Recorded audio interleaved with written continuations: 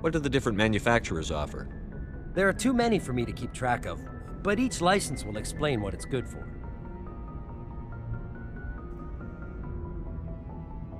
What are licenses? Why do you need them? Manufacturers sell licenses. Each license allows me to buy and sell a certain brand of products. I already have several basic ones, but you'll need to buy more if you want me to bring in different brands. Many of the best licenses are hard to get, but they're well worth the cost if you can find them. How often will you get new items? Well, that depends on how many licenses you've purchased, but I'll rotate items on a regular basis regardless. And anytime we land someplace with a big enough port, I'll buy, sell, and trade whatever I can. Check back often. I need to move items quickly, so only the most basic items will be stocked consistently. Let's see what you've got. You bet, Commander.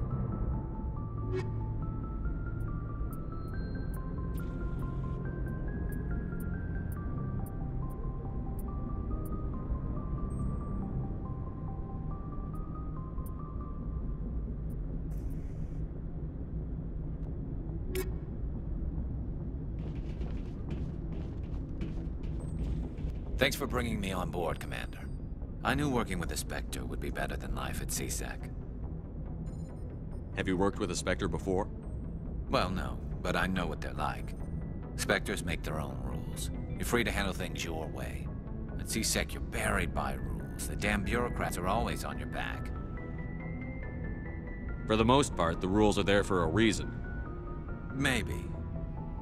But sometimes it feels like the rules are only there to stop me from doing my work. If I'm trying to take down a suspect, it shouldn't matter how I do it, as long as I do it.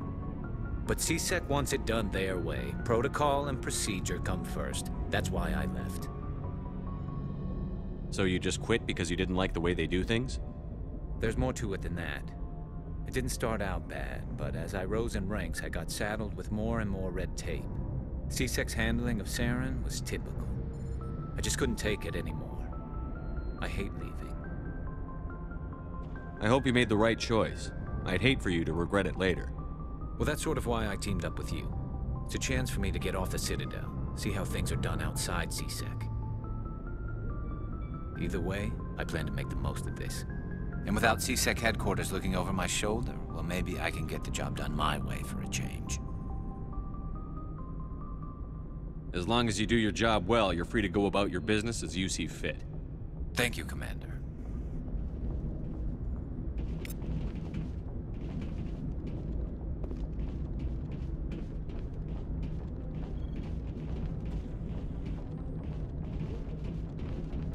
Nice ship you've got, Shepard. What can I do for you? What's your story, Rex? There's no story.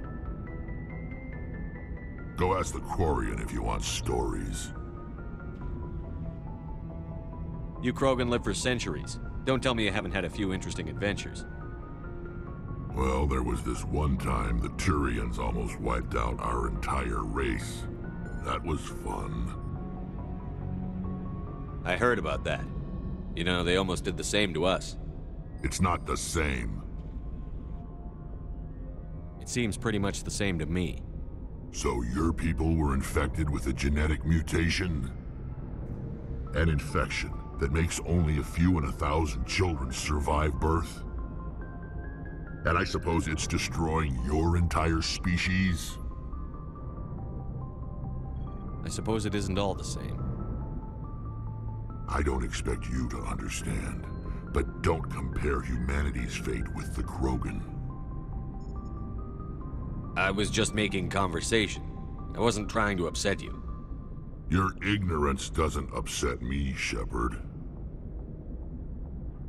As for the Krogan, I gave up on them long ago.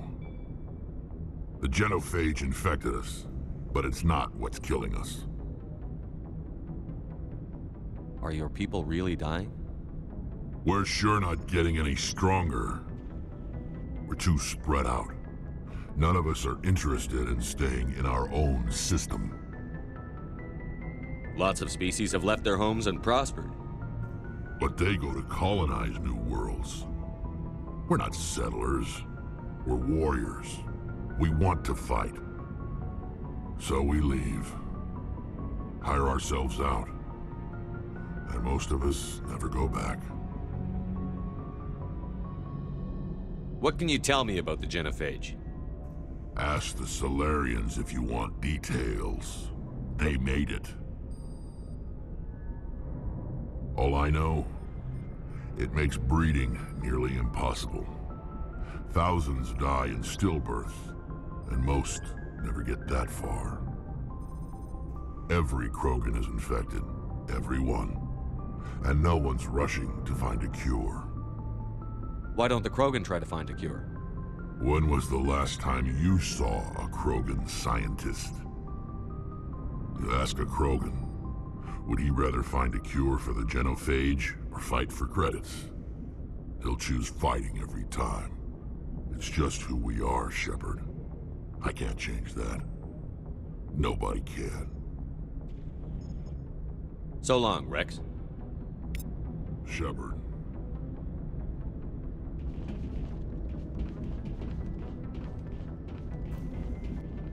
Commander? What's your opinion on the last mission? Kinda wish you'd got there sooner, Commander. No offense, I appreciate the rescue. I just wish... You wish we'd been able to save the rest of your unit? Yes, sir. If I had been more alert, we wouldn't have been cut down by an ambush. We never trained to fight synthetics. The Geth haven't gone beyond the Veil in 3 centuries. Our training's supposed to make us able to adapt. I'll make sure it doesn't happen again. What's your opinion on the last mission? No offense, I appreciate the rescue. I just wish... If I had been more alert, we wouldn't have been cut down by an ambush. I'll make sure it doesn't happen again. Do you have a few minutes to talk one-on-one? I'm sorry, Commander. I need to get my duty squared away. I wouldn't mind talking more later, though. Dismissed, Chief. Sir.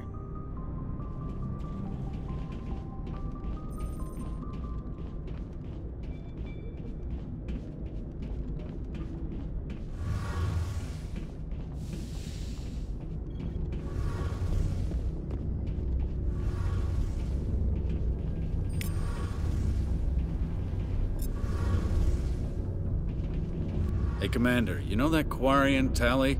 She's been spending all her time down here asking me about our engines.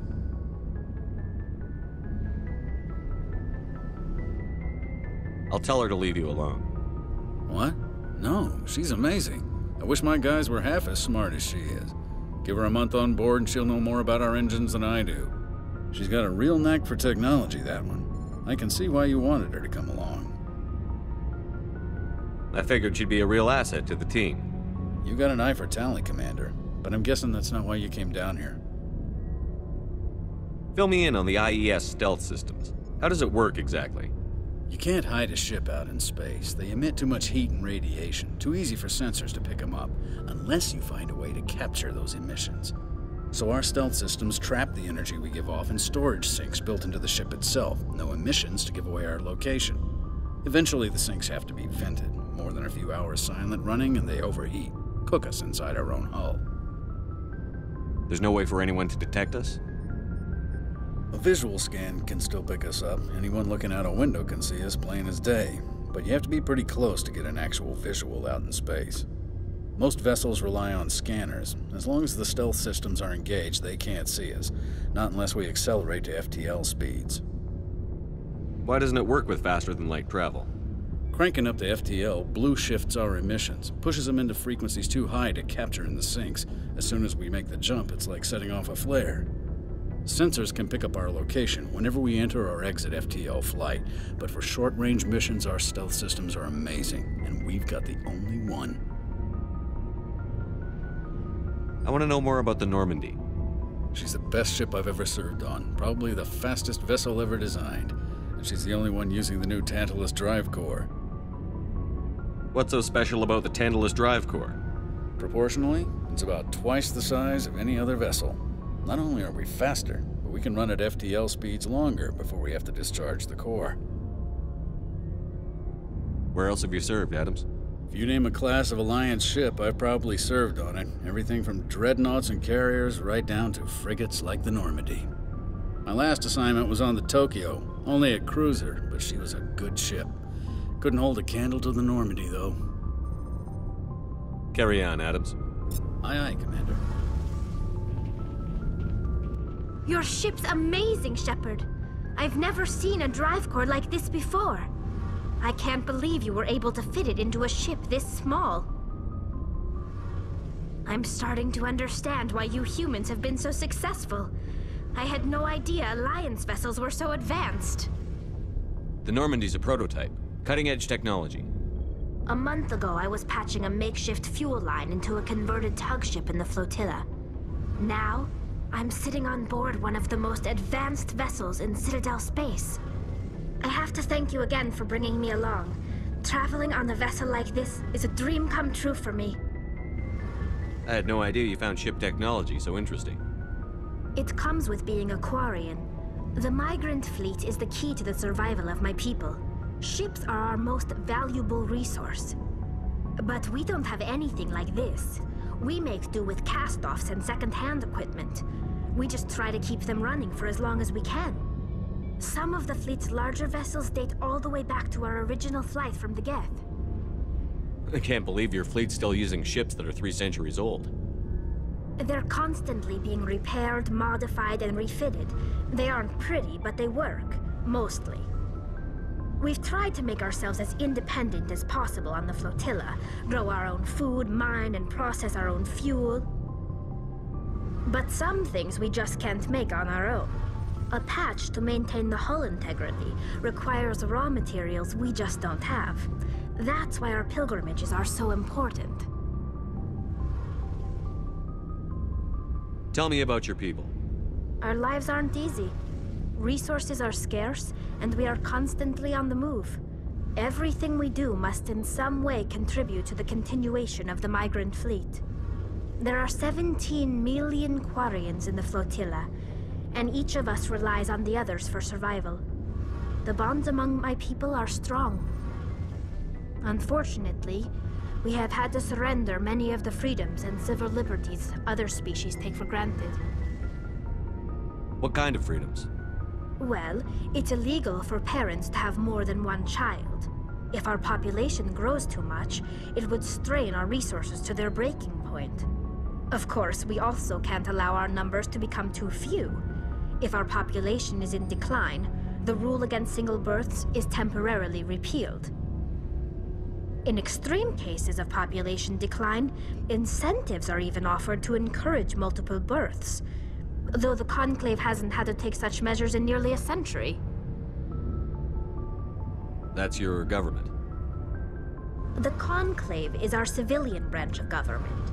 Each ship can elect a representative to serve on the Conclave and make decisions that affect the fleet as a whole. On matters that affect an individual ship, however, the captain has the final say. It's a tradition that dates back to the early days, when the fleet was governed by martial law. Fortunately, most captains nowadays are smart enough to have an elected council from their crew to give them advice and guidance. So the ultimate power rests with elected officials. In practice, the Conclave and the respective council for each ship tend to set the rules that govern our daily lives. But in theory, we are still under military jurisdiction. The 5 top-ranking military officials in the fleet serve on the Admiralty Board. These 5 have the power to overrule any decision by the Conclave in case of emergency.